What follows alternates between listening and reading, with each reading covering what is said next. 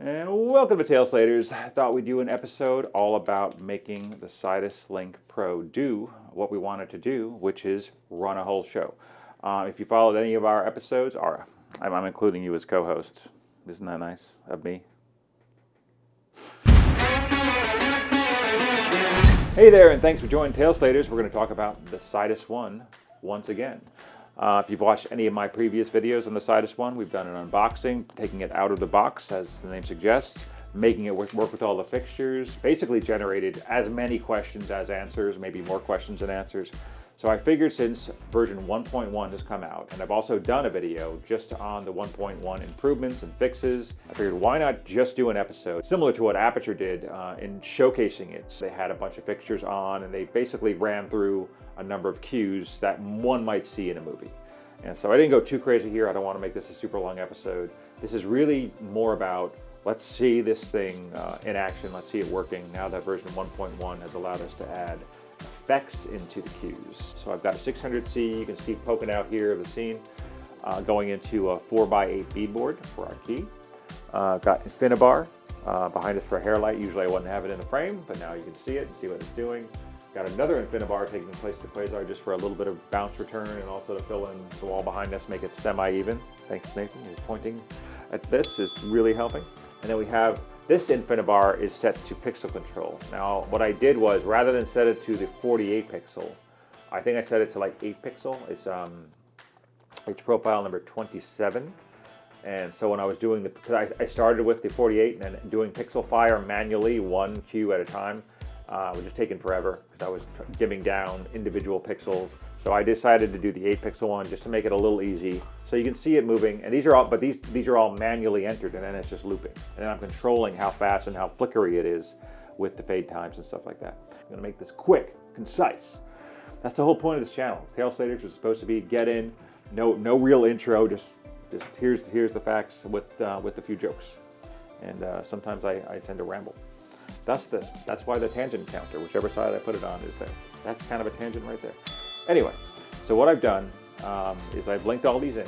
So we got 1, 2, 3, 4 fixtures. You can see them down here. 600. I made a 600 key, Infinibar hair, Infinibar fill, Infinibar pixel. And you can see down under the cues I've generated 3 cue stacks. So you can see the first cue stack, M1. Right now it's on standard and it's in a hold pattern. So now the unload function is no longer a long press of these buttons down at the bottom, the next go and go. It's now single press of the cue stack name. And I can unload it. I'll take it back to the beginning. It's going to turn everything off. The reason I didn't do it. So I'm going to go ahead and run the first one because that is basically our standard key look. And at the end of getting to the key look, it holds. Why don't I go ahead and do that and talk after that so that you're not sitting in darkness. All right, so I put a little bit of a fade. You can feel it coming up. And you can watch it once it gets to that once it counts up to that fade in, it's holding what it's supposed to do, and it's waiting for the next. So let's look at the cue sequence. I'm going to go into Edit Cue Sequence. The first one, M1 cue stack 01. The 2-second fade. It's going to go into what I'm calling the standard. That standard look. You can call it whatever you want, and it's going to hold there until I tell it to go forward, and then it will fade into FX. The fade is set to 0, so it should just snap to the effect mode. And the effect mode is like a cop car with some green going on. And what I have this currently set to do is to go to M3 Q, which is I call it Night Fire. So it's just basically a fire effect. This isn't even involved yet, but it's a fire effect on our key. And let's just look at it, Night Fire. So it's our key doing nighttime fire. You can see that at the top. And then the Infinibar hair light, which is the one behind us, I have at 10,000 CCT, just to give us kind of a little moonlight, faux moonlight, whatever. And that's it. So at the end of that, the night fire is just going to, I was about to say loop, it's going to latch. And what latch means is it's going to hold whatever the last thing was. And the last thing was going to be moonlight plus fire effect. Now the fire effect is the built-in standard fire effect for the fixtures, nothing custom. The second one is what I'm calling pixel fire. And this is where it gets, again, this is a very tedious way to do it, but it is a way to do it. I'm assuming we'll get some sort of a custom effect builder where we can have control over all the pixels and do whatever we want. I'm fading between each at 1 second. So fade 1 second, and then each cue is just firing for 0.5 seconds. Now all of those things will affect how jittery the effect is, going from one to the next, and how long it's going to stay there, 0.5 seconds. And then it loops at the end. So it's like a 4-stage fire effect that loops at the beginning and just keeps going. And I use each of the pixels, and all I did was I went into the, let's go ahead and look at it. I'll click on Q1. You can see I went into the channel view versus the fixture view, and I just played with the settings, mainly intensity. You can also do color temperature if you want to make like the warmth of the fire go, a little cooler, a little warmer. You can do that. And as you go through the cue, hey, not yet, buddy. I just made little changes, and we'll go ahead and run that just so so you can see what I'm talking about. So let's cancel out of this. I'm sure I must have nudged something, so sure. Let's get out of this, and let's go ahead and we're going to leave Q stack 1 at next, which is going to leave our key lights on for now. I may turn it off as we're going. So let's go ahead and run the pixel fire, and it's doing its thing.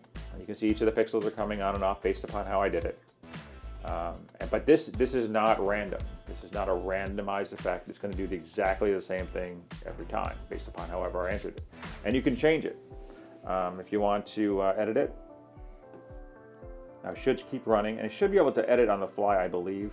Actually, that's not what I wanted to do. I wanted to go into edit queue sequence. Edit queue sequence, and it is running, and it's telling you that it's running. And you can actually watch it run, which is cool. So what if I wanted to make it more jittery? What if I wanted to go into the first fade and let's set it to 0. Let's save it. Second fade, 0, save. Third. Let's just make all the fades 0s just for now.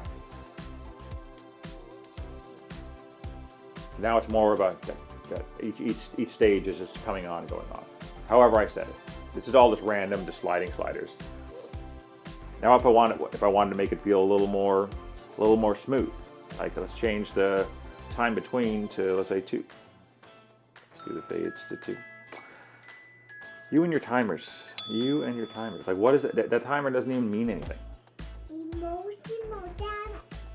I'm sorry for that. Silly boy. All right. And it's still executing live. So your changes are live, which is cool. I do like that. And you can see how now it's much smoother between the transitions as it gets to each, and then it fades to the next. And let's close out. And let's stop it. And stopping it is going to hold it at its last points. Versus if I wanted to reload it, or unload it, I'm sorry. Actually, no, I can't unload it that way. I think I can unload it by having it play. And while it's playing, I can unload it, and that'll make it go dark. Yeah. All right, so let's just go ahead and try our effect. So the idea here was that I could trigger things, if I wanted, I could trigger the fire whenever I wanted. All right, so let's say the scene starts, we're in our standard scene, and like I showed you before, if you look at the cue sequence, the first one is standard, the second one is effect in the M1 cue stack. It's going from a standard key into like a cop car, very different effect. So the idea here was that I could hit next, it's going to jump into the cop car, and then at the end of it, it's going to go to M3, which is the fire. You have 2 power sweats. Huh? You have 2 battery sweats. Thank you. As always, I appreciate your update. Now I got a little distracted there. But what I wanted to do here is I wanted to make the jump to M3, which is the night fire I'm calling. I wanted to make that queuable by me, a manual queue. So I have to hit next to make it go there. You can see a change. It's going into that look, and the first thing it does is it adds 1 step, and that is going into nighttime fire. It's a fire effect through the 600C. This turns to 10,000 CCT. It's kind of like a little moonlight kick. Fill turns off for a little bit of contrast. And yeah. Now the idea was when this happened, I could also manually queue. I could tie all this together. I could manually queue the pixel fire so that they would all be going at the same time. All right, so unlatch, as we remember from before, is going to turn everything off. It's going to abandon. Now the next thing in the queue sequence after unlatch is loop, but it's not going to do that because unlatching sets everything to 0 and just unloads it. So unlatch, just turns it off. And then with this guy's still running because I have him on a separate queue stack, which is nice. So here I can stop, and stopping in this case freezes it. And I get it go, and it'll start from the beginning. Now you can see something here is that when it starts in the beginning, there is a crossfade occurring, which I'm not exactly sure. I understand the reasons for crossfade. You can get like a weird color shift in the middle. This is simply starting, like the first step is, Yeah. why are you crinkling? There's nothing in there. You just ate them all, so you're just crinkling just to crinkle it? Yeah, I don't know the answer to that. That's one question remaining. As you can see, once it gets going, once the Pixel Fire gets going, it doesn't shift back to that crossfade. Interesting. All right, so one other thing that's interesting is, let's stop that. I'm gonna go ahead and unload it so that it can go to 0. Let's go back. So there are these little back and forth arrows on the right that you have to make sure you're at the right stage. So I'm gonna restart standard, which will bring up our normal look. And we're gonna go ahead and play it. So we're gonna hit next. Next is gonna start the cop car, and then it's gonna hold and it's gonna wait for me. But this time I wanna do something a little different. Let's go ahead and do it. So we're gonna go into cop car mode. I don't think I hit next. Go into cop car mode. Got our green working, We got a green fill, green hair lights. And we got our cop car bouncing off the beadboard. Waiting for next to go to the next thing. There are different ways to do this, so I could have done this a different way. But if I hit multi-select, now I can select multiple ones. Yeah, you are. Actually, you know, I forgot all about you. So why don't you hit? I didn't forget all about you. I forgot about all you. Playing with the lights. So why don't you hit the middle go button? Go button? Yes. Try it. Yes. Okay. And that did work. So it did do it. So what I was trying to do there, I turned on multi-select so that I could affect multiple cue stacks at the same time. What I was curious about is if hitting go would also prompt next. And next is what tells cue stack 1 to jump to cue stack 3. And so that started the fire here and the fire there at the same time. If we're doing an effect where like suddenly there's a fire, people are being affected. All right, so let's go ahead and hit unlatch. So that should stop the fire and turn it off. Start the fire and these lights, our hair light and the fire should turn off. So we hit the blue button. And it does. And our Pixel Fire keeps going. If we hit stop, it's going to freeze. If we unload it, it'll turn it off. Let's see. I think that's it. I think that's the end of the episode. I think we did what we set out to do. We are using the Sidus One to run a show, a small little weird show. Our key moved into a cop car with some green lights. That shifted into a fire effect, and we have a faux Pixel Fire thing running here. It's a little snappy, whatever. We can blend it together, as I showed you, with the fades. I would never want to have to manually enter pixel by pixel an effect into a cue, because I don't think there's a way to save cues yet. Maybe there will be. Maybe you can generate a cue stack and then save it as a preset or as a favorite. And maybe you can do that now, and I just don't know. Well, that's just for you. So let's go ahead and bring some of this stuff up together. Oh, okay. So what do you want to? You want to play with which one? You want to play with that one? Okay, that's a nice red. I like it. I like it. That's kind of a pink. What's going here? What's going on? I don't know, dude. But thanks very much for joining Tail Slaters. It's been a fun one. Finally putting a lot of the pieces together and just basically running a scene and making things work the way I would want to on set and figuring out how to do all that stuff. And I hope you enjoyed it too. You're making like all the swatches green. But hey, green, what's wrong with green? Nothing.